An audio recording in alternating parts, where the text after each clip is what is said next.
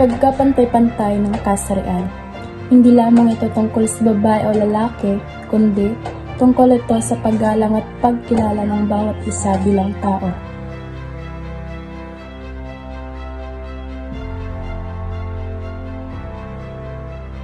Sa ating kultura, madalas nating nakikita ang nakasanayang gampanin ng babae at lalaki.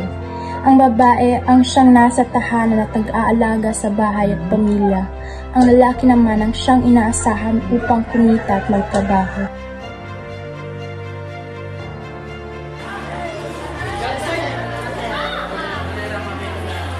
Pagkapantay-pantay ng kasarian, hindi ibig sabihin nito na pantay tayong lahat, kundi pantay tayong lahat na may karapatan at oportunidad.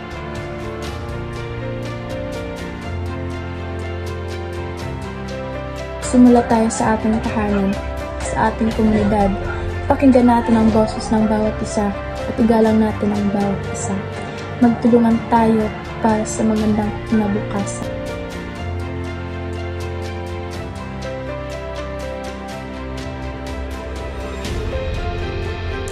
Ang gender equality o ang pagkapantay-pantay ng kasarian na hindi lamang tungkulin ng gobyerno, kundi tungkulin ng bawat isa.